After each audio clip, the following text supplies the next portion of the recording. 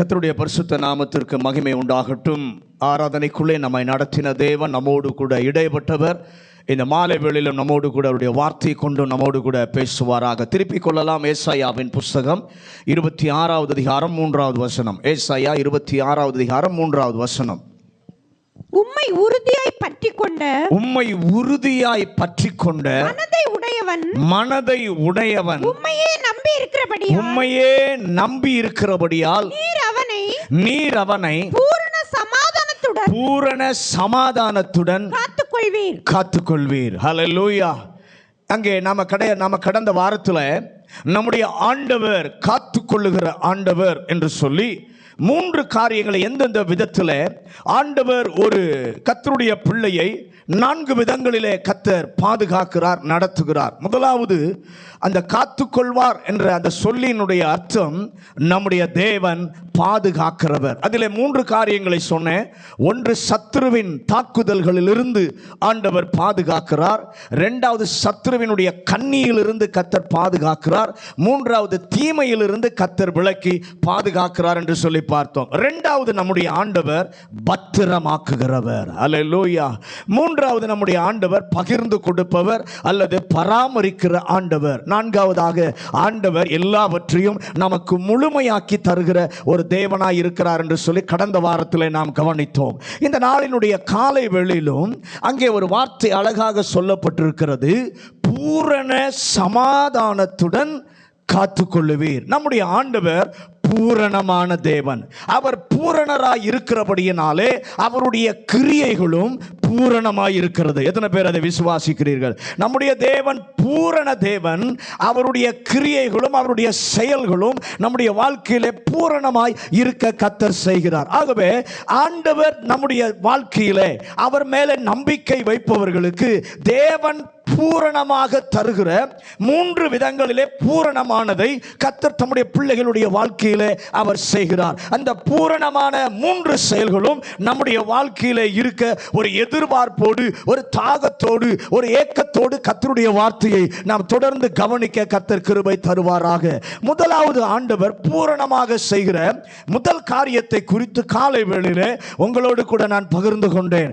ஆண்டவர் பூரணமானவைகளை, பூரண தன்மை உள்ளவைகளை ஆண்டவர் கொடுக்கிறார். அவர் கொடுக்கிற முதல் விதம், பூரணமானவைகளை, பூரண தன்மை உள்ளவைகளை ஆண்டவர் தருகிறார். அந்த பூரணமான தன்மைகளிலே 3 குறிப்புகளை உங்களோடு கூட நான் 4 காரியங்களை சொன்னேன் என்று நினைக்கிறேன். முதலாவது, ஆண்டவர் பெர்ஃபெக்ட் டைரக்ஷன், சரியான திசையிலே நம்மை நடத்துகிறவர் என்று சொல்லி பார்த்தோம்.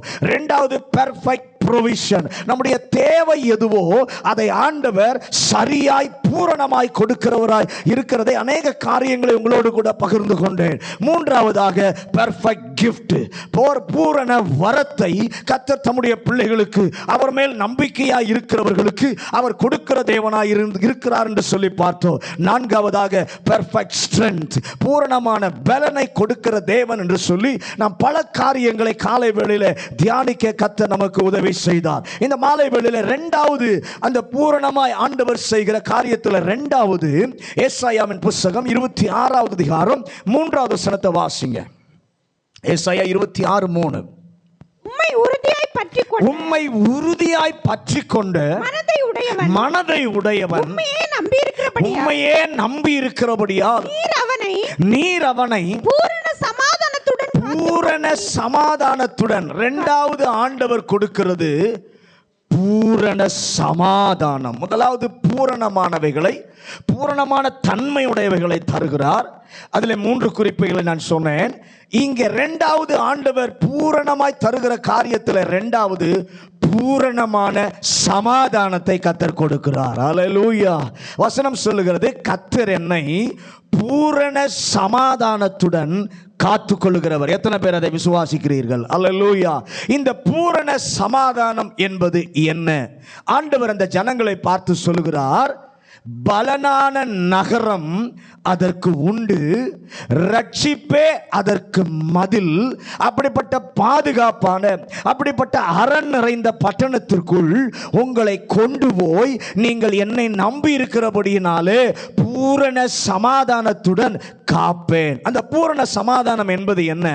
இந்த பட்டணத்திற்குள்ளே வந்ததினாலே இதற்கு மேலே முள் இருந்தது. அந்த முள் போன்ற சூழ்நிலைகள், முள் போன்ற தாக்குதல் உங்கள் மேல் வராதபடி அரணுக்குள் உங்களை நான் வைத்திருக்கிறேன். ஹல்லேலூயா. சமாதானத்திற்குள் வைத்திருக்கிறேன். ஆகவே தான் சொல்லுகிறார், கர்த்தருக்குள் நித்திரை அடைந்தவர்களை குறித்து ஆண்டவர் பேசும் பொழுது ஏசாயாவின் புத்தகம் 57வது அதிகாரத்திலே பார்க்கும் பொழுது, நேர்மையாய் நடந்தவர்கள் சமாதானத்திற்குள் பிரவேசித்திருக்கிறார்கள். ஒரு உண்மை, கர்த்தர் தன் பிள்ளையை காக்கிறார் என்றால் அவர் பாதுகாப்பதற்கென்றே சமாதானத்தை வெளிப்படுத்தியே அவர் பாதுகாக்கிறவர். இஸ்ரவேலை ஆசீர்வதிக்க ஆசாரியர்களுக்கு ஆண்டவர் கட்டளையிட்ட போது, என்னாகமத்தின் புத்தகம் 6வது அதிகாரம் 24வது வசனத்தை வாசிங்க. என்னாகமம் 6வது அதிகாரம் 24வது வசனம். கர்த்தர் உன்னை ஆசீர்வதித்து உன்னை காக்க கடவர். போதும். ஆண்டவர் உன்னை காக்க கடவர்.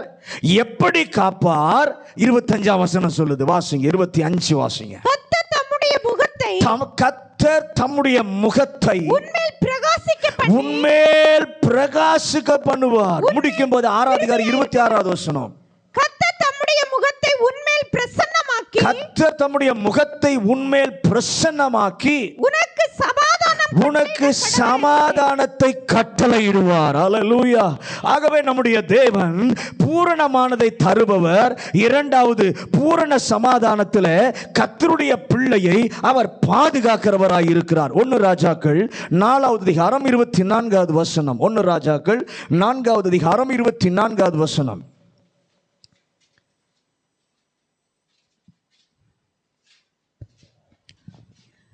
நதிக்கு இப்புறத்தில் இருக்கிற திப்சா முதற்கொண்டு ஆசா மட்டும் உள்ளவைகள் எல்லாவற்றையும் நதிக்கு இப்புறத்தில் உள்ள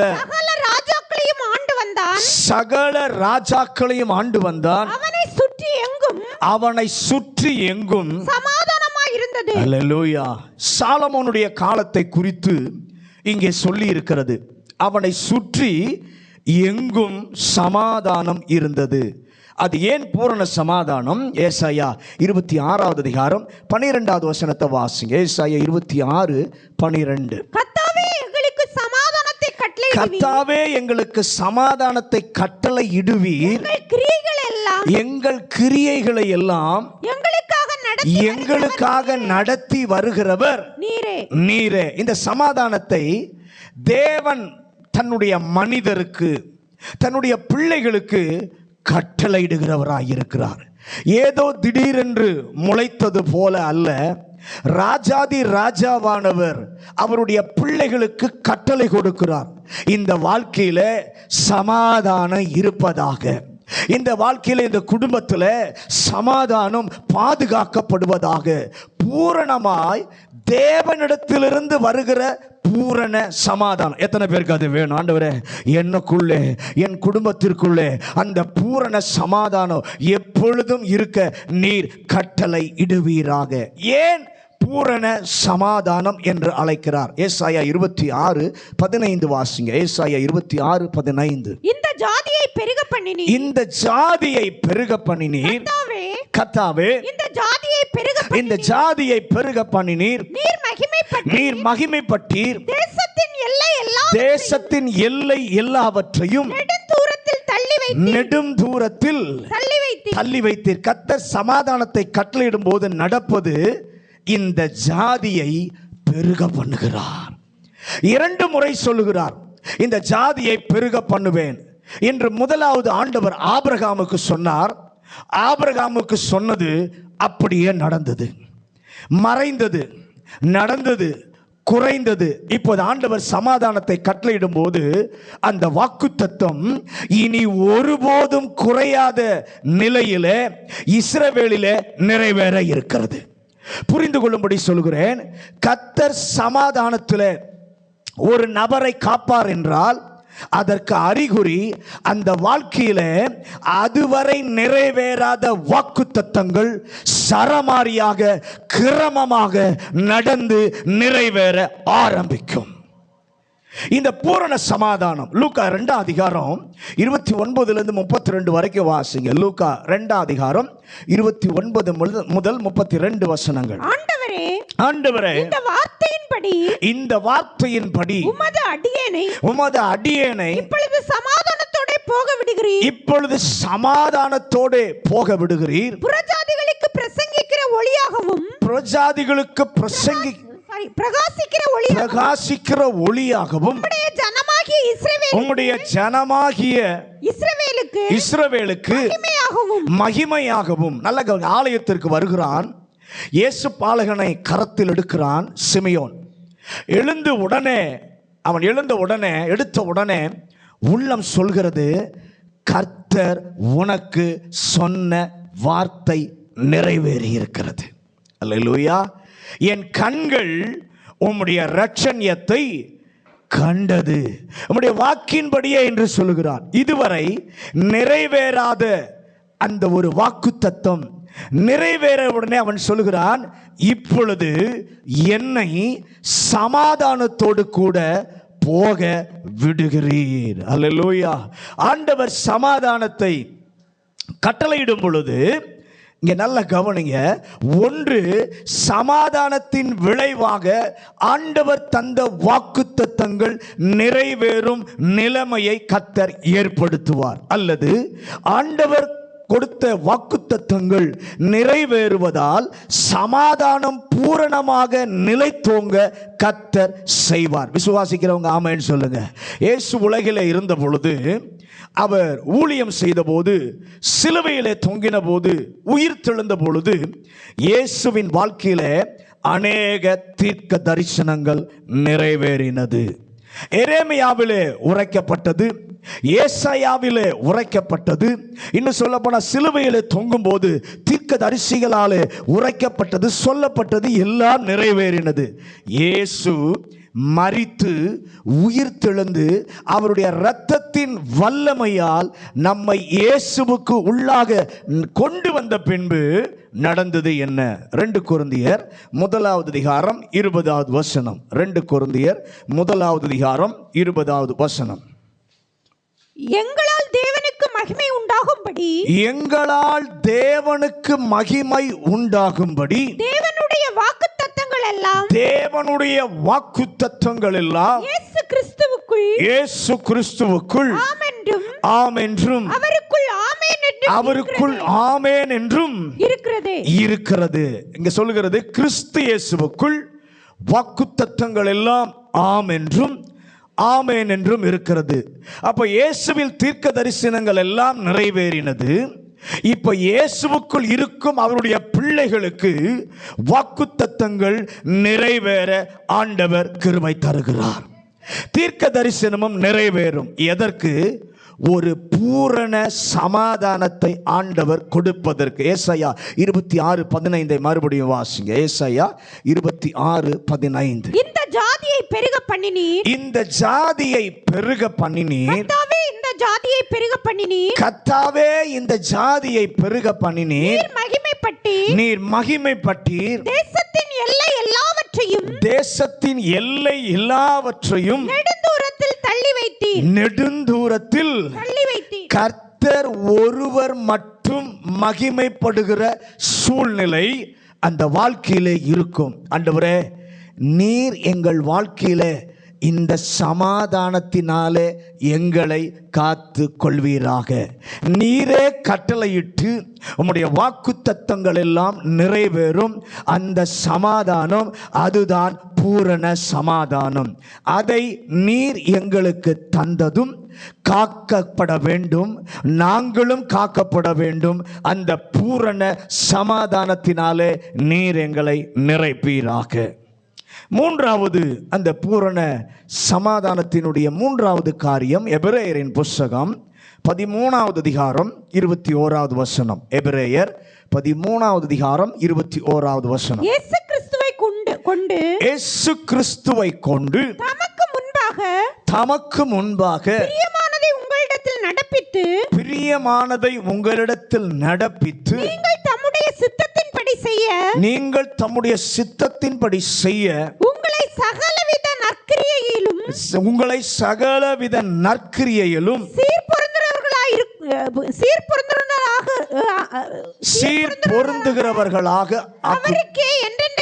அவருக்கே என்றென்றைக்கும் மகிமை உண்டாவதாக. மூன்றாவது, குறை உள்ளவர்களை பூரணமாக்குகிறார். முதலாவது செய்வதை இங்கே சொல்லி இருக்கிறது, மூன்றாவது செய்வதை குறித்து இங்கே சொல்லி இருக்கிறது, சகலவித நற்கிரியைகளிலும் பூரணமாக நிறுத்த கர்த்தர் வல்லமை உள்ளவர். நாம் எல்லாரும் குறை உள்ளவர்கள், எல்லாருமே பலமுறை தவறு செய்தவர்கள், மீண்டும் மீண்டும் விழுந்து விழுந்து எந்திரித்த நிலைமைகள் நமக்கு நிறைய உண்டு. ஆனால் ஆண்டவர் பூரணமானதை தந்தவர், பூரணமாய் சமாதானத்தினாலே காப்பவர். அவருடைய ஆசை முதல் இரண்டை விட குறைவுள்ள மனிதனை பூரணாக பிதாவின் சமூகத்திலே ஒரு நாள் நான் கொண்டு வந்து நிறுத்த வேண்டும் என்பது அவருடைய மிகப்பெரிய ஆசை. அவர் நம்முடைய ஆவி, நம்முடைய ஆத்துமா, நம்முடைய சரீரம் இது முழுவதும் கரைதிரையற்றதாக தேவனுடைய சன்னிதானத்திலே கொண்டு போய் நிறுத்துவதற்கு அவர் ஆசை உள்ளவராய் இருக்கிறார். அதற்கு ஆண்டவர் சொல்றாரு, அதற்காக நீர் தேவ சந்நிதியில் வந்துவிடு என்று சொல்லாமல் ஒவ்வொரு கூட்டத்திலும், ஒவ்வொரு கட்டத்திலும், ஒவ்வொரு சூழ்நிலையிலும் அவர் நம்மோடு இருந்து ஆலோசனை தந்து விழுந்தால் தூக்கி எடுத்து மீண்டும் சீர்படுத்தி வலுவாமல் நம்மை காக்கவும் மாசற்றவர்களாக தம்முடைய மகிமையுள்ள சன்னிதானத்தில் நம்மை நிறுத்துவதற்காக பூரணத்திற்கு நேராக நம்முடைய தேவன் நம்மை நடத்துகிறார். அவர் பிள்ளைகள் பாடுகள் அனுபவிப்பவர்கள். விசுவாசிகள் என்று சொன்னால் பாடு, உபத்திரவம், பாடுகள் வரத்தான் செய்யும். 1 பேதுரு 5 அதிகாரம் 10வது வசனத்தை வாசிங்க. 1 பேதுரு 5 அதிகாரம் 10வது வசனம். இயேசு கிறிஸ்துவுக்குள் நம்மை தம்முடைய நித்திய மகிமைக்கு அழைத்தவராய் இருக்கிற சகல கிருபையையும் பொருந்திய தேவன் தாமே கொஞ்ச காலம் பாடு அனுபவிக்கிற உங்களை சீர்படுத்தி ஸ்திரப்படுத்தி பலப்படுத்தி நிறுத்துவாராக. 3 காரியம் சொல்றார்: சீர்படுத்தி, ஸ்திரப்படுத்தி, பலப்படுத்தி. அப்ப நம்முடைய வாழ்க்கையில பாடு அனுபவித்தாலும் நம்மை அழைத்த தேவன் கொஞ்ச காலம் பாடு அனுபவிக்கிற தன்னுடைய பிள்ளையை, தம்முடைய ஜனத்தை சீர்படுத்துகிறார், ஸ்திரப்படுத்துகிறார், பலப்படுத்துகிறார். எதற்காக? அவருடைய சன்னிதானத்தில் கொண்டு போய் அவனை பூரணனாக நிலைநிறுத்துவது, காண்பிப்பதற்காக. வேதனை, நெருக்கம், கண்ணீரிலே, பாடுகளிலே போகிற கர்த்தருடைய பிள்ளையே, நம்மை தெரிந்து கொண்ட தேவன் அவைகளிலே நிச்சயமாய் கர்த்தர் நம்மை சீர்படுத்துவார், நம்மை ஸ்திரப்படுத்துவார், நம்மை பலப்படுத்துவார். எபிரேயர் 13 அதிகாரம் 21வது வசனம். எபிரேயர் 13:21. இயேசு கிறிஸ்துவை கொண்டு தமக்கு முன்பாக பிரியமானதை உங்களிடத்தில் நடப்பித்து நீங்கள் தம்முடைய சித்தத்தின்படி செய்ய உங்களை சகலவித நற்கிரியைகளிலும் சீர்பொருந்தினவர்கள் ஆக்குவாராக. அவருக்கே என்றென்றைக்கும் மகிமை உண்டாவதாக. எவைகளில் நம்மை பூரணராக்குவார்? நாம் செய்கிறதான எல்லா நற்கிரியைகளிலும், உங்களை சகலவித நற்கிரியைகளிலும். நற்கிரியை என்பது வெளிப்படையான வெளியான செயல்கள். தேவனுடைய பிள்ளையாக வாழ்ந்து கொண்டிருப்பவர்களை கர்த்தர் பலப்படுத்துகிறார், கிருபை தருகிறார். அவர்கள் வெளிப்படையாய் பேசுபவை செய்பவை எல்லாமே பெர்ஃபெக்டா இருக்கும். அல்லேலூயா. அந்த நிலைக்கு கர்த்தர் ஒவ்வொரு கர்த்தருடைய பிள்ளையையும் ஆண்டவர் வழிநடத்த விரும்புகிறார். இரண்டாவது ஒன்றை செய்வார். அதில் எபேசியர் 4 அதிகாரம் 11 முதல் 13 வசனங்கள். எபேசியர் 4 அதிகாரம் 11 முதல் 13. மேலும் நாம் அனைவரும் தேவனுடைய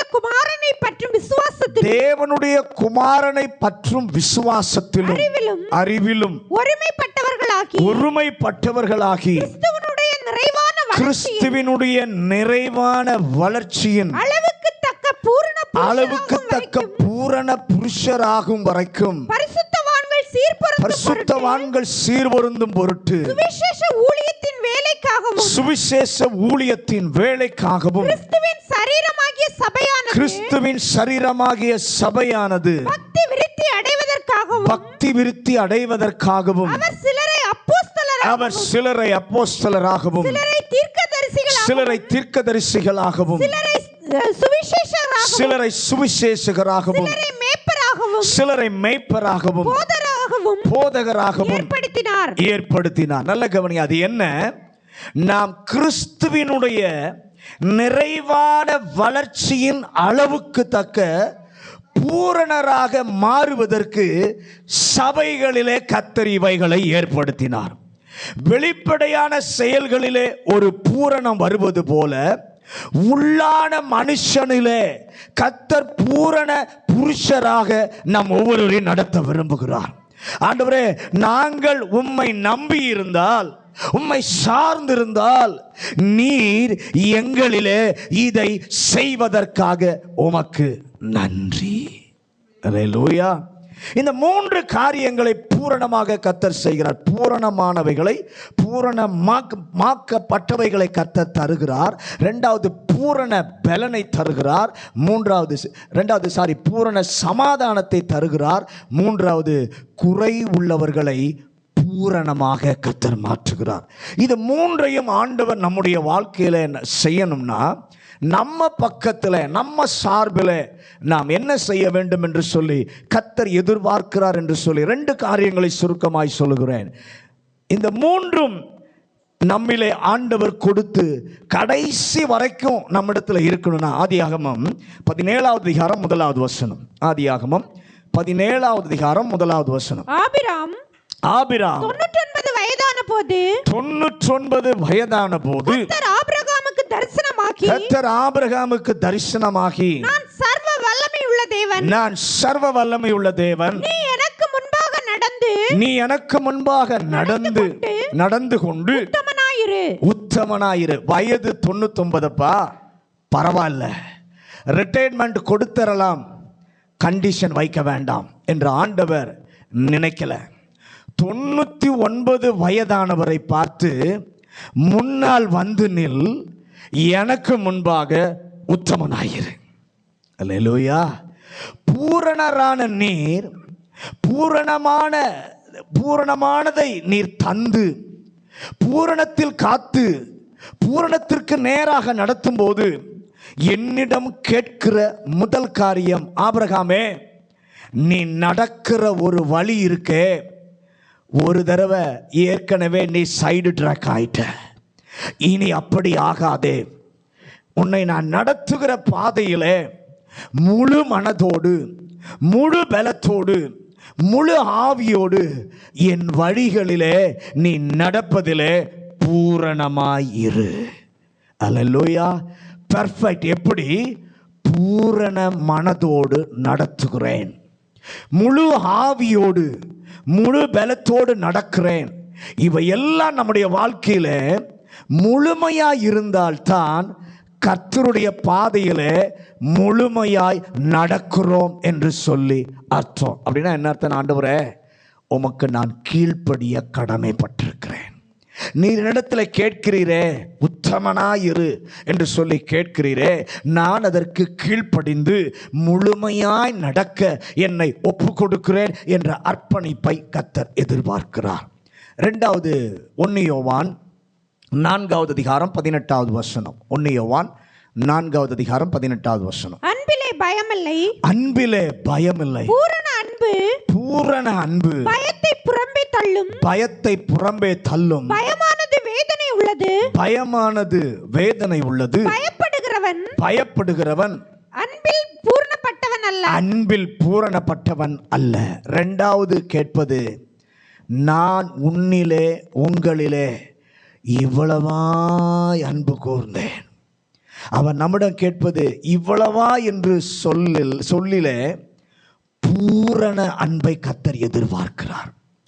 நான் உம்மேல் வைக்கிற அன்பு பூரணமாய் இருக்கணும். ஆண்டவர் நம்மிடத்தில் 100% பூரணமாய் அன்பு செலுத்தினால் நீங்களும் நானும் அவரிடத்தில் 100% பூரண அன்பு செலுத்த வேண்டும். ரொம்ப ஆண்டவரை நெருங்கினால், சில நேரத்தில் ஏன் ஆண்டவரிடத்தில் நம்மால் நெருங்கி பூரணமான அன்பை செலுத்த முடியல அப்படின்னா, ஆண்டவரை நாம் ரொம்ப கிட்டி நெருங்கி போனால் ஒருவேளை நம்முடைய வாழ்க்கையில் அடி உதைகள் வருமோ, ஒருவேளை நம்முடைய வாழ்க்கையில் பாடுகள் வந்துருமோ, ஒருவேளை நம்முடைய வாழ்க்கையில் நெருக்கங்கள் வந்துருமோ என்ற பயம் இருக்கிறபடியினாலே பூரணமா தேவனிடத்தில் அன்பு கூற முடியவில்லை. கர்த்தர் நம்மிடத்தில் கேட்கிற இரண்டாவது கண்டிஷன், நீ என் மேல அன்பு செலுத்தணும்னா உங்கள்கிட்ட பயம் இருக்கக்கூடாது. ஆண்டவரே, எதை குறித்து நான் பயப்படாதபடி பூரணமான அன்பு செலுத்த எனக்கு இந்த நாளில் ஒரு கிருபை தாரும். என்னுடைய வாழ்க்கையில் வருகிற காரியங்களினால ஆண்டவர்கிட்ட நாம் ரொம்ப நெருங்கி போனா, அதிகமாக ஜெபம்னா, அதிகமாக வேதம் வாசித்தா, அதிகமாக பரிசுத்தமாக நடக்க விரும்பினா எனக்கு அதிகமான நெருக்கம் வந்துடுமோ, அடி உதைகள் வருமோ, வேதனை வருமோ என்ற பயம் எனக்குள்ளே இராதபடி, என்ன வந்தாலும் பரவாயில்ல, என் கூட ஆண்டவர் இருக்கிறார், அவர் என்னிடத்தில் பூரணமான அன்பை செலுத்துகிறார், நானும் அவரிடத்தில் பூரணமான அன்பை செலுத்துவேன் என்ற அர்ப்பணிப்போடு இருந்தால், இந்த சொல்ல ஏற்கனவே நாம் பார்த்த 3 காரியங்களிலும் கர்த்தர் நம்மை பூரணராய் கர்த்தர் மாற்றுவார். பூரண சமாதானத்துடன் நம்மை காத்துக்கொள்வார். அவருடைய வார்த்தைக்கு நம்மை ஒப்புக் கொடுக்கலாம். எல்லாரும் அப்படியே கண்களை மூடி இந்த மாலை வேளையில், இந்த நாளில் ஆண்டவர் நம்மை ரொம்ப நேசித்திருக்கிறார். நேசித்தபடினாலே அவருடைய வார்த்தையை கர்த்தர் கொடுத்து நம்மை அருமையாய் நடத்தி இருக்கிறார். முதலாவது, இந்த பூரணமாய் கொடுக்கிற ஆண்டவர் பூரணமான 3 செயல்களை 3 விதங்களிலே கர்த்தர் செய்கிறார். முதலாவது, பூரணமானவைகளை, பூரண தன்மை உள்ளவைகளை கர்த்தருடைய பிள்ளைகளுடைய வாழ்க்கையில கர்த்தர் கொடுக்கிறதை நாம் கவனித்தோம். இரண்டாவது, ஆண்டவர் கர்த்தருடைய பிள்ளைகள், அவரை நம்பி இருக்கிறவருடைய வாழ்க்கையில பூரணமான சமாதானத்தை கர்த்தர் தருகிறார். மூன்றாவது, நாம குறை உள்ளவர்கள் தான், ஆனால் குறை உள்ளவர்களை பூரணமாக்கி பலப்படுத்தி சீர்படுத்தி அவருடைய மகிமையுள்ள சன்னிதானத்தில் நம்மை கொண்டு போய் நிறுத்துவதற்கு நம்மை பூரணராய் மாற்றுகிற தேவன். ஆண்டவருடைய பிள்ளையாய் நடக்கும்போது நம்முடைய வாழ்க்கையில் பாடுகள் வரும். ஆனால் பாடு அனுபவித்தாலோ, அழைத்த தேவன் கொஞ்ச காலம் பாடு அனுபவிக்கிற தன்னுடைய பிள்ளையை ஆண்டவர் சீர்படுத்துகிறார், ஸ்திரப்படுத்துகிறார், பலப்படுத்துகிறார். எதற்காக? அவருடைய மாசற்ற அந்த மகிமையுள்ள சன்னிதானத்தில் பூரணராய் நம்மை கொண்டு போய் நிறுத்துவதற்காக. இன்றைக்கு ஒப்புக்கொடு, ஆண்டவரே, பூரணமானவர் தேவன் செய்கிற என்னுடைய வாழ்க்கையில் எந்த நேரத்திலும் உமக்கு முன்பாக நான் உத்தமனாய் பூரணனாய் நடக்க என்னை ஒப்புக் கொடுக்கிறேன்.